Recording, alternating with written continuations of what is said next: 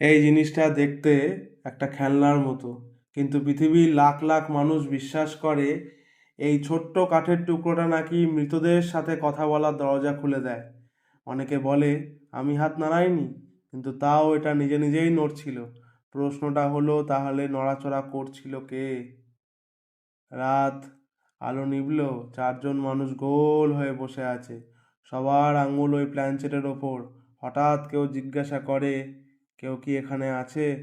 তারপর কিছু সেকেন্ড নীরবতা, তারপর ধীরে ধীরে কাঠের টুকরোটা চড়তে শুরু করে। সবাই একসাথে বলে ওঠে, আমি তো নাড়াইনি। কিন্তু সত্যিই কি কেউ নাড়ায়নি? বিজ্ঞান এখানে একটা ভয়ঙ্কর সত্যি কথা বলে, আমাদের ব্রেন এমনভাবে কাজ করে যেখানে আমরা নিজেরাই নিজের হাত নাড়াই কিন্তু বুঝতেই পারি না। একে বলে ইডিওমোটর এফেক্ট। আপনি যা বিশ্বাস করেন, আপনার ব্রেন সেটাকেই খুব হালকা সংকেত দিয়ে হাতকে নাড়াতে বাধ্য করে। এতটাই হালকা যে মনে হয় এটা আমি না। অন্ধকারে কেন এটা বেশি কাজ করে জানেন? কারণ অন্ধকারে আপনার চোখ কম দেখে, কিন্তু কল্পনা বেশি কাজ করে। ভয় ব্রেনকে আরও শক্তিশালী করে তোলে, আর তখনই একটা সাধারণ নড়াচড়াও অলৌকিক বলে মনে হয়। তাই প্রশ্নটা আসলে এই না, প্ল্যানচেট দিয়ে স্পিরিট ডাকা যায় কি না।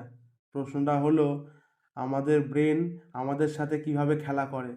হয়তো বোর্ডে কোনো আত্মা নেই, হয়তো ভয়টা বাইরে না, ভয়টা লুকিয়ে আছে আমাদের নিজের ভেতরেই।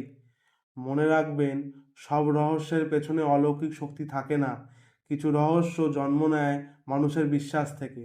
আর মানুষের মস্তিষ্ক এই পৃথিবীর সবচেয়ে শক্তিশালী আর সবচেয়ে ভয়ঙ্কর জিনিস। এই কারণে আজও বিশ্বজুড়ে প্ল্যানচেট আর স্পিরিট বোর্ড নিয়ে আলোচনা থামে না। আর আমি অঙ্কুশ, আপনারা দেখছেন জাস্ট ফ্যাক্টস।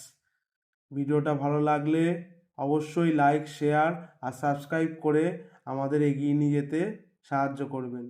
Thank you.